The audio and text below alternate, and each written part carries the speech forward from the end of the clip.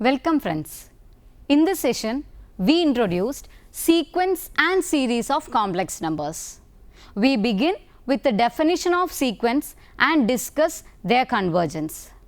We also consider Taylor and Maclauring series.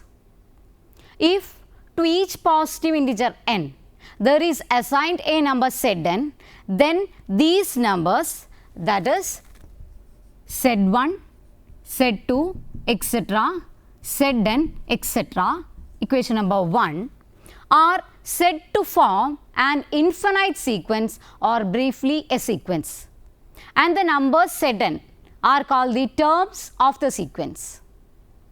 A sequence of complex numbers, that is Z1, Z2, etc., Zn, etc., has a limit z if for each positive number epsilon there exists a positive integer n0 such that modulus of Zn minus z is less than epsilon whenever n greater than n0. Equation number 2. Geometrically, this means that for sufficiently large values of n, the points Zn lie in any given epsilon neighborhood of Z. We now give an important result which states that a sequence can have at most one limit. Theorem.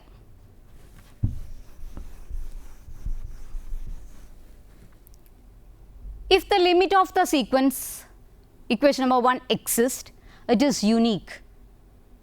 In view of theorem 1, we have the following definition, that is a sequence Z1, Z2, etc., Zn, etc. is said to converge to Z or to be convergent with the limit Z if the sequence has the limit Z, and it is denoted by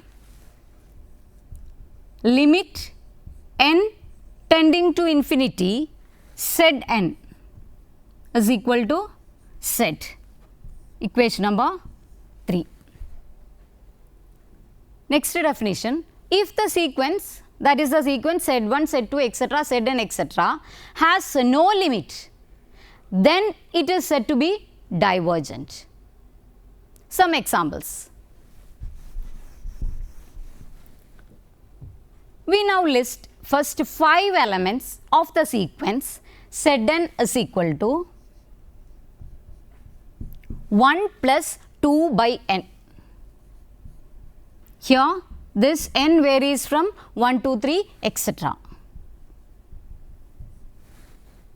So the first 5 elements of this sequence are, that is putting n is equal to 1, 2, 3, 4, 5, like that. So we get the first 5 elements.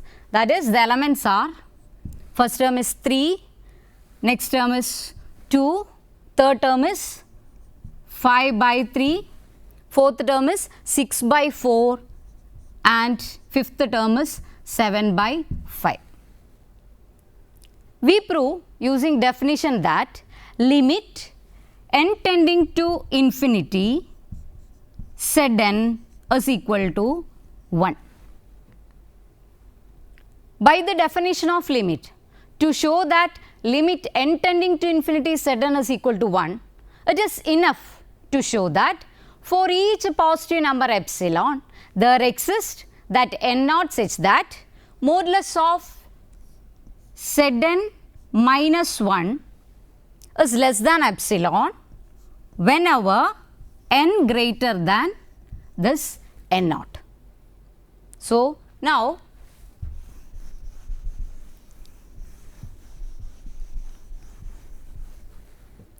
here modulus of Zn minus 1, which is equal to modulus of 1 plus 2 by n minus 1.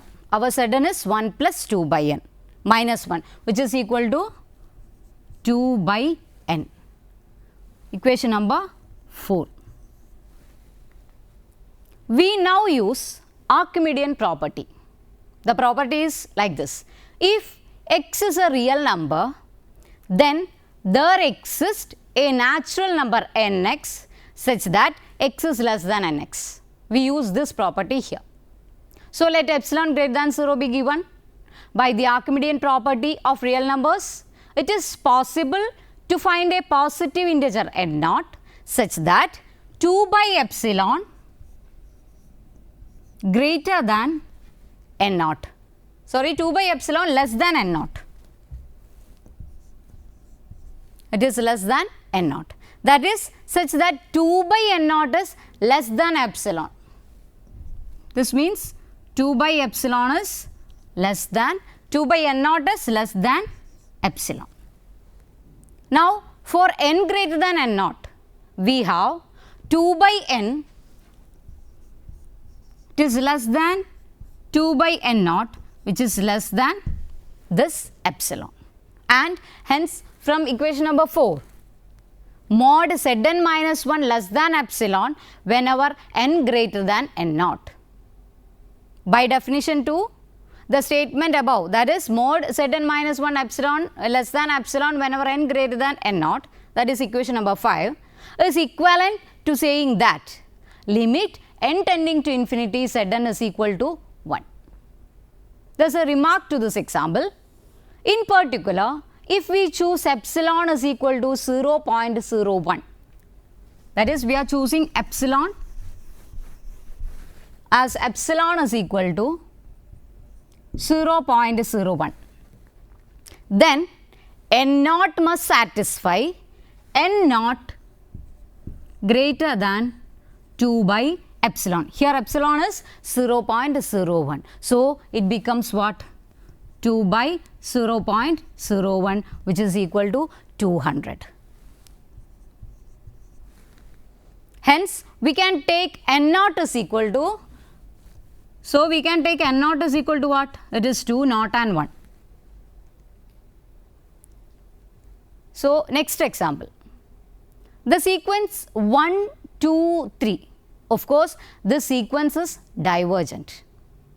Again, we can consider the sequence 1 by 4, 3 by 4, 1 by 5, 4 by 5, 1 by 6, etc. And this sequence is again divergent. Next, we have to show that the sequence whose nth term is given by, it is given by Zn is equal to 2n minus 1 by n plus I into n plus 2 by n. I into n plus 2 by n. This is convergent with the limit, it is convergent with the limit 2 plus I. We have to show that this converges to 2 plus I. The solution is like this. The given sequence is, it is just like, that is putting n is equal to 1, 2, 3, etc. It becomes, first term is 1 plus 3i, next term is, that is putting n is equal to 2, we get 3 by 2 plus 2i. Now putting n is equal to 3, it becomes 5 by 3 plus 5 by 3i, like that, etc. We have to show that limit n tending to infinity this Zn, which is equal to 2 plus I.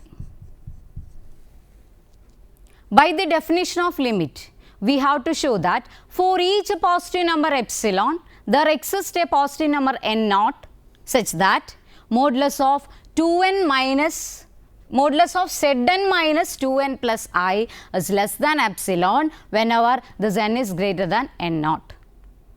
Now, what about Zn minus 2 plus I? That is modulus of Zn minus 2 plus I.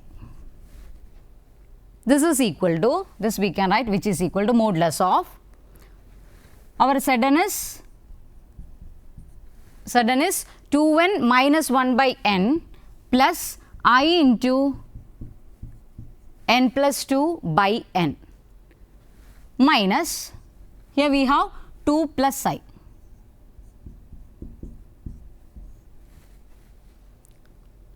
So, this is equal to, after simplification it becomes modulus of minus 1 by n plus I into 2 by n. This we can write as, which is equal to square root of minus 1 by n whole square plus 2 by n whole square, which is equal to, that is minus 1 by n square plus 2 by n square, which is equal to square root of 5 by n. The answer is square root of 5 by n. Equation number is 6. Let epsilon greater than 0 be given. Again, by the Archimedean property of real numbers, it is possible to find a positive integer n naught such that this root 5 by epsilon is less than n naught. That is, such that root 5 by n naught is less than epsilon. Then, for n greater than n naught, we have this root 5 by n is less than root 5 by n naught, which is less than epsilon. And hence, from this equation, that is equation number 6, we can say that modulus of Zn minus 2 plus I is less than epsilon whenever n greater than n naught. That is,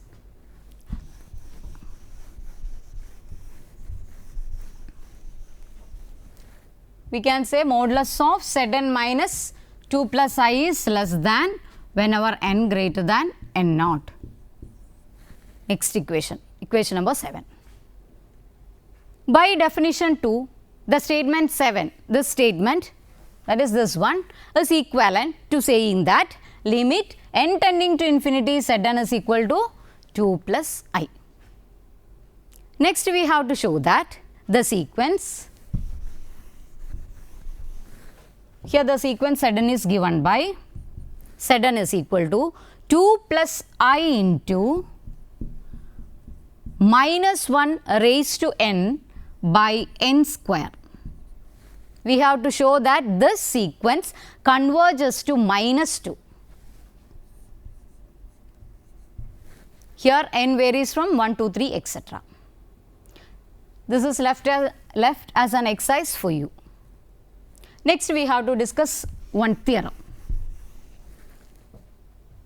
Suppose that Zn is equal to xn plus I yn, where n is equal to 1, 2, 3, and z is equal to x plus I y.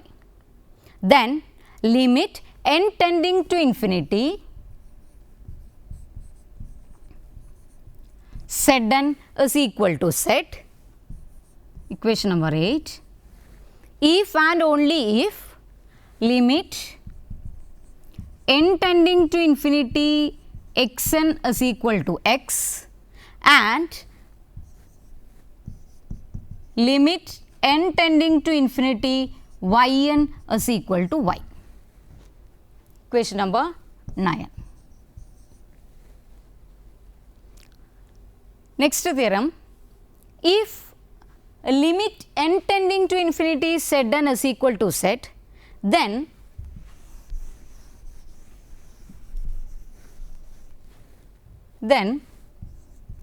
limit n tending to infinity modulus of Zn is equal to mod z. Proof.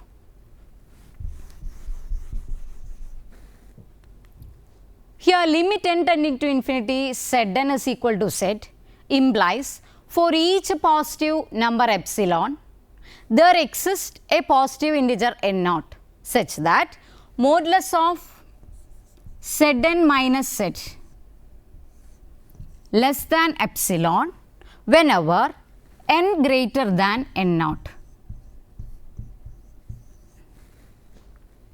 By the application of the triangle inequality, we note that modulus of mod Zn minus mod z, this is less than or equal to modulus of Zn minus z.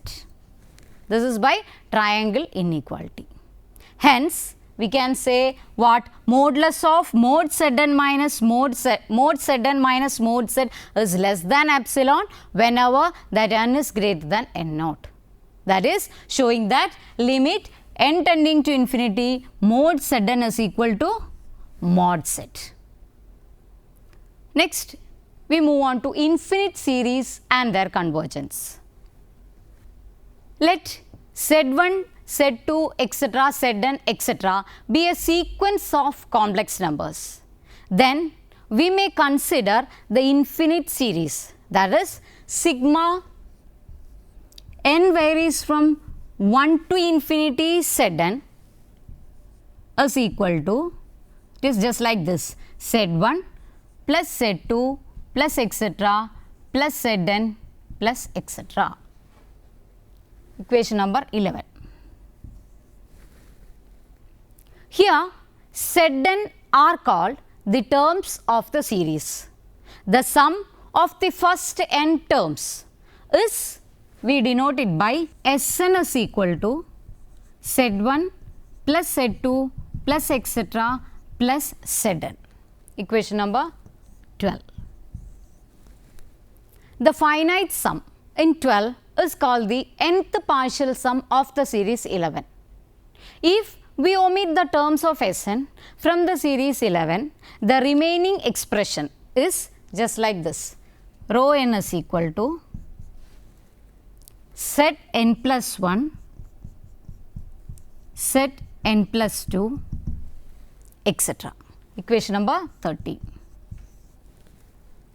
This is called the remainder of the series 10 after the nth term. We have just seen that associated with the series 11 and for each n belongs to n, there is a number Sn defined by 12 called the nth partial sum of the series 11. This enables us to define a new sequence based on the series. The definition follows. The sequence of nth partial sum of the series 11 is given by, it is given by S1, S2, etc., Sn, etc. where this Sn is equal to Z1 plus Z2 plus etc. plus Zn.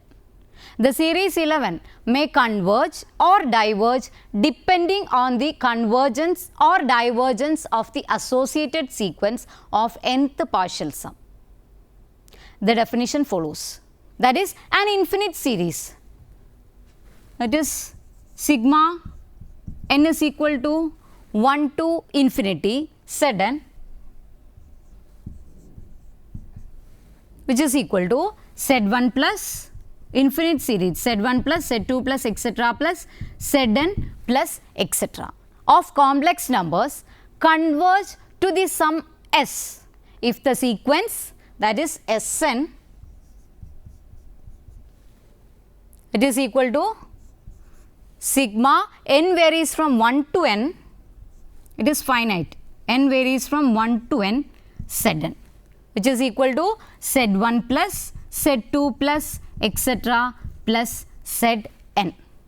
Equation where n varies from 1, 2, 3, etc. So, if partial sum converges to S, we denote it as sigma n varies from 1 to n, Zn is equal to converges to S. Since a sequence can have at most one limit, a series can have at most one sum. Note, if the sequence 11 converges and has a sum S, then S is equal to, we can say S is equal to Sn plus rho n, or we can say rho n is equal to S minus Sn. When a series does not converge, of course, we say that it is diverges. Examples.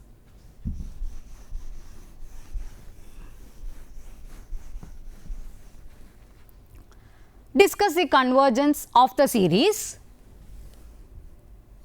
1 by 2 plus 1 by 4 plus 1 by 8 plus etc. If converges, find the sum. Now consider the given series, that is the series sigma n varies from 1 to n. It is just like 1 by 2 raised to n. Here it is 1 by 2 plus 1 by 4 plus 1 by 3, 1 by 8 etc. So, we can say it is of the form n varies from 1 to infinity 1 by 2 raised to n, which is equal to 1 by 2, that is putting n is equal to 1, it becomes 1 by 2, n is equal to 2, it becomes 1 by 4, 1 by 8 etc. It converges. Why? Because Sn is equal to, that is the first n terms, it is just like 1 by 2 plus 1 by 2 square plus etc. plus up to 1 by 2 raised to n. Now, you can take 1 by 2 outside, so it becomes 1 plus 1 by 2 plus 1 by 2 square plus etc. plus 1 by 2 raised to n minus 1, which is equal to 1 by 2 into, next we have the formula, that is 1 by 2 into, here it is 1 plus 1 by 2 plus 1 by 2 square plus etc. plus 1 by 2 raised to n minus 1. So, it becomes 1 minus 1 by 2 whole raised to n by 1 minus 1 by 2. It is equal to 1 by 2 into 2 minus 1 by 2 whole raised to n minus 1. It becomes 1 minus 1 by 2n, 1 minus 1 by 2n. And hence, we can say limit n tending to infinity Sn is equal to 1. Here,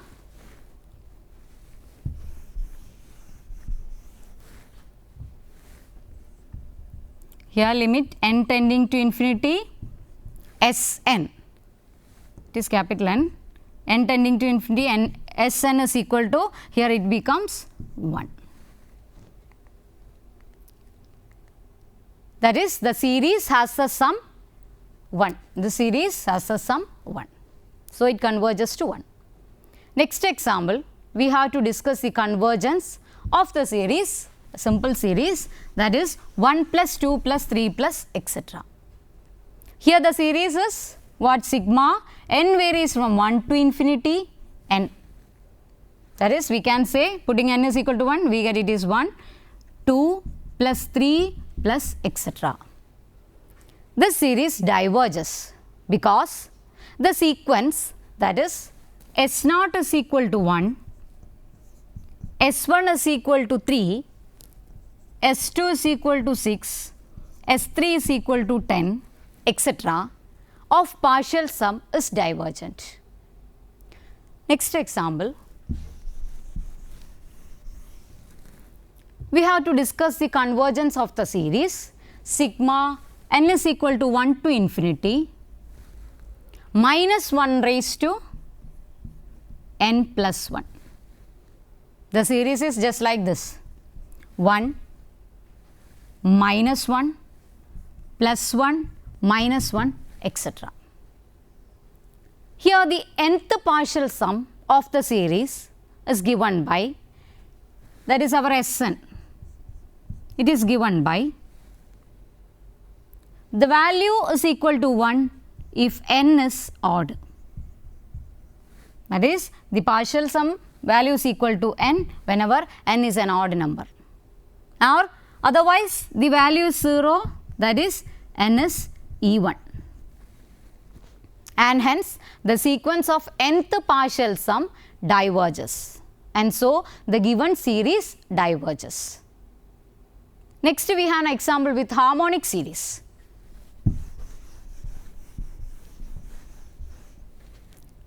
That is the sequence, the series, that is sigma n varies from 1 to n. No, it is 1 to infinity, infinite series, 1 to infinity 1 by n. This we can write 1 plus 1 by 2 plus 1 by 3 plus etc. This is the series and this diverges. Next theorem. Suppose that Zn is equal to xn plus I by n where n varies from 1, 2, 3, etc. and S is equal to x plus iy, then sigma n is equal to 1 to infinity Z n is equal to S. 14th equation. This is if and only if, this happens if and only if sigma n varies from 1 to infinity x n is equal to x, that is this x. Our S is just like a S is equal to x plus I y. That is this happens only when if and only if sigma n varies from 1 to infinity x n is equal to x and sigma n varies from 1 to infinity y n is equal to y. Equation number 15. It is just like our we have discussed in the sequence part also. Next theorem.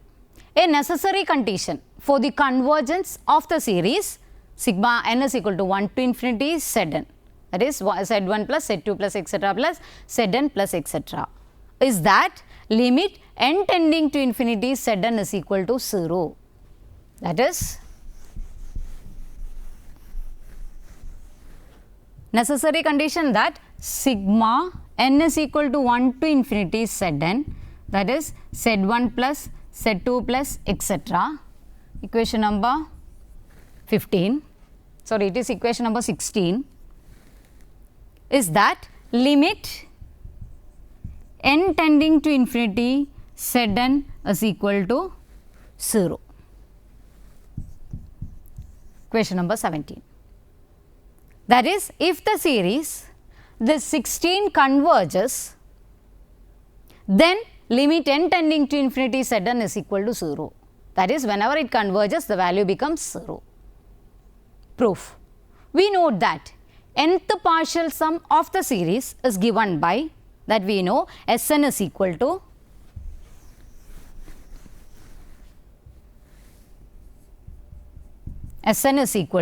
sigma n varies from 1 to n Zn. It is just like Z1 plus Z2 plus etc. plus Zn, that is the finite sum. The convergence of the series implies limit n tending to infinity Sn is equal to S, where S is the sum of the series. It follows also that limit n tending to infinity Sn minus 1 is equal to S.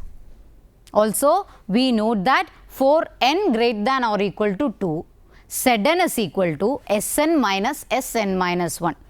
Hence, limit n tending to infinity Zn is equal to limit n tending to infinity Sn minus limit n tending to infinity Sn minus 1. That is, both are S. So, it becomes S minus S, which is equal to 0. The following is another proof, that is, by the previous theorem, sigma n is equal to 1 to infinity Zn is equal to S implies what? In sigma n is equal to 1 to infinity xn is equal to x and sigma 1 to infinity yn is equal to y, where Zn is equal to xn plus iyn and S is equal to x plus iy. Now, recalling the result from calculus, that is the convergence of the series, that is sigma xn and sigma yn implies limit n tending to infinity xn is equal to 0 and limit n tending to infinity yn is equal to 0. Now, applying that, we have limit n tending to infinity Zn is equal to 0. The condition in this theorem is only necessary for convergence, but not sufficient. As an example, we consider this series, that is sigma 1 to infinity 1 by n.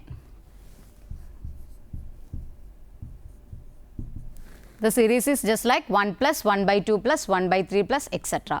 This series diverges, but it satisfies the condition that limit, it is 1 plus 1 by 2 plus etc. It satisfies the condition limit n tending to infinity Zn is equal to 0.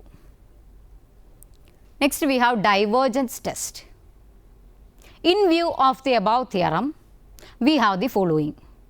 That is, if limit n tending to infinity z n not equal to 0, the series, that is sigma z n varies from 1 to infinity, diverges. Example. That is, we first discuss the convergence of the series 1 plus, 2 plus, 3 plus, etc.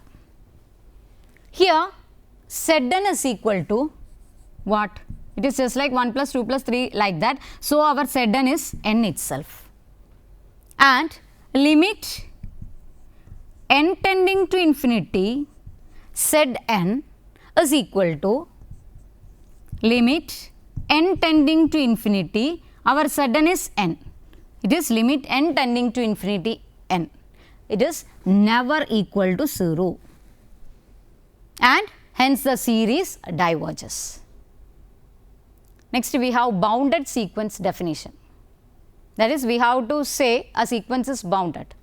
A sequence z1, z2, etc., zn, etc. is said to be bounded if there is a positive number m such that mod zn is less than that m. That is, mod zn is less than or equal to that m for all n in n. Geometrically, this means that all the terms of the sequence lie in a disk of radius m about the origin. Next theorem.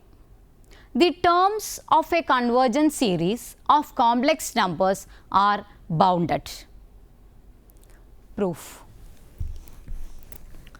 That is, if the series sigma n varies from 1 to infinity zn, it is of course z1 plus z2 plus etc.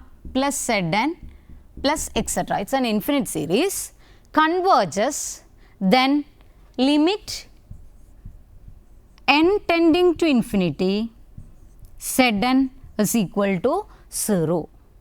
Then for each positive number epsilon, there exists a positive integer n naught such that mod zn minus 0 less than epsilon whenever our n is greater than n naught. In particular, for epsilon is equal to 1, there exists a positive number n such that modulus of, here mod zn minus 0, it is simply mod zn. Mod zn less than epsilon, that is, here we are taking epsilon is equal to 1. So, mod zn less than 1 whenever n greater than n. Now, let m is equal to, we are taking capital M, that m is equal to, we are taking this as maximum of mod z1, mod z2, etc., mod zn, comma 2. This is 2.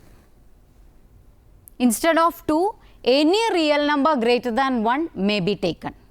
Then this mod zn is less than m for all n in n. Here this completes the proof of the theorem. Next we have a definition regarding absolute convergent series. That is, a series sigma n is equal to 1 to infinity zn, that is z1 plus z2 plus etc. plus zn plus etc. is said to be absolutely convergent if the corresponding series, that is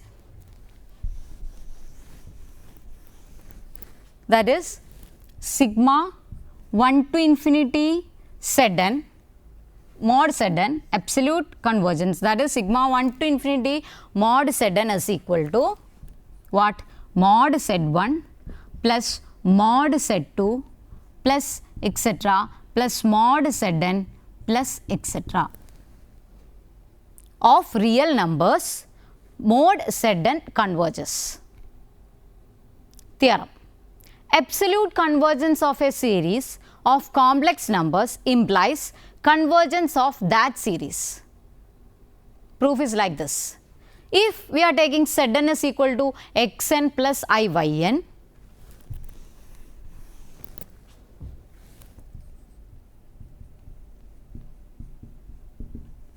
Zn is equal to xn plus iyn, then the series, that is sigma Zn, n varies from 1 to infinity Zn, converges absolutely if the series, that is sigma mod Zn, of course this n varies from 1 to infinity, the series is equal to sigma square root of xn square plus yn square. Of course it varies from 1 to infinity. That is sigma 1 to infinity mod Zn is equal to sigma 1 to infinity square root of xn square plus yn square of real numbers. Square root of xn square plus yn square converges. Since mod xn is always less than or equal to this modulus of square root of xn square plus yn square, and also mod yn is less than or equal to square root of xn square plus yn square. It follows from the comparison test in calculus that the two series sigma 1 to infinity mod xn and sigma 1 to infinity mod yn, these two series converges if sigma 1 to infinity mod Zn converges. Moreover, since the absolute convergence of a series of real numbers implies the convergence of the series itself, it follows that there are real numbers x and y such that this sigma 1 to infinity xn is equal to x and sigma 1 to infinity yn is equal to y. Hence, by theorem, the series sigma 1 to infinity Zn, that is Z1 plus Z2 plus etc. converges. This completes the proof. Next theorem. A series of complex numbers converges to a number s if and only if the sequence of remainders tends to 0. That is, recalling that our rho n is considered to be s minus Sn. We have s is equal to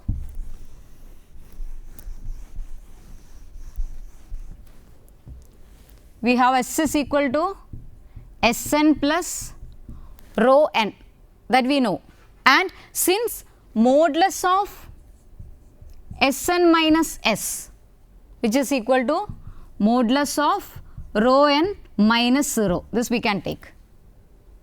We have limit n tending to infinity Sn is equal to s if and only if limit n tending to infinity rho n is equal to 0. This completes the proof of the theorem. Next, we have another section, that is Taylor and Maclauring series. Here, power series are the most important type of series in complex analysis. The reason is that they represent analytical functions, and conversely, every analytical function has power series representation called Taylor series. Taylor series of function of complex variable is analogous of the Taylor series in a real calculus. A power series is a series of the form,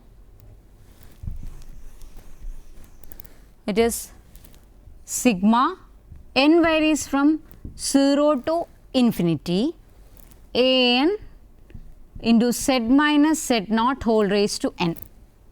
By substituting the values of n is equal to 0, 1, 2, 3 etc., we get this is equal to a naught plus a1 into z minus z naught plus a2 into z minus z naught whole square plus etc., where this z naught and the coefficients a n are complex constant and z may be any point in the stated region containing z naught.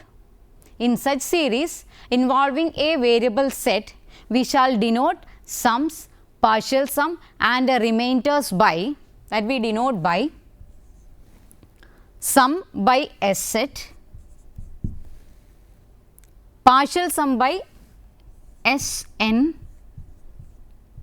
set, and remainders by rho n set. Next, Taylor's theorem. Suppose that a function f is analytic, that is our function f is analytic throughout an open disk mod z minus z naught less than r naught, centered at z naught and radius r naught. Then at each point set in that disk, f set has a series representation. F set is equal to, representation is like this. It is sigma, n varies from 0 to infinity, an into z minus z naught whole raised to n, where mod z minus z naught is less than r naught. Equation number 1.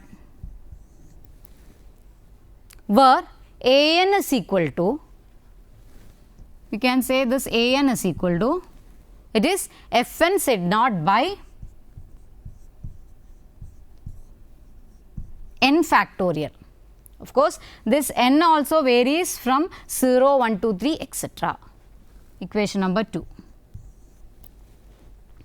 That is, the power series here converges to f set when mod z minus z naught less than r naught. Equation 1 is the expansion of f set into a Taylor series about the point z naught. When z naught is equal to 0, the Taylor series become, that is by putting this is equal to 0, the equation become, it is f set is equal to sigma, n varies from 0 to infinity, fn 0 by n factorial into z raised to n, where this mod z is less than r, sorry here r naught. Equation number 3, and this is called the Maclauring series. That is, whenever z naught equal to 0, the Taylor series become f z is equal to sigma 0 to infinity fn, instead of z naught here we have 0, fn 0 by n factorial into z raised to n. This series is what we call as our Maclauring series. Example. Find the Maclauring series representation of f z is equal to e raised to z. Since f z is equal to e raised to z, we know it is an entire function. F has a Maclauring series representation which is valid for all z. In particular, we take z naught is equal to 0. That is, fn z is equal to e raised to z and fn 0 is equal to 1. That is, instead of z we are taking which is equal to 0. So, e raised to 0 it becomes 1.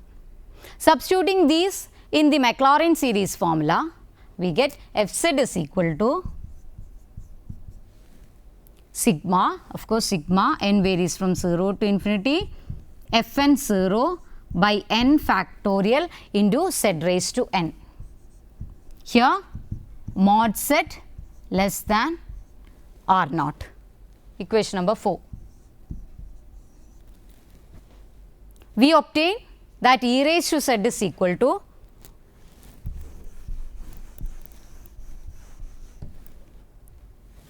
e raised to z is equal to sigma 0 to infinity z raised to n by n factorial. Here mod z less than infinity. So, here in the session we discussed sequence and series of complex numbers together with Taylor series and Maclauring series. Hope you enjoy the session. See you next time. Till then, take care.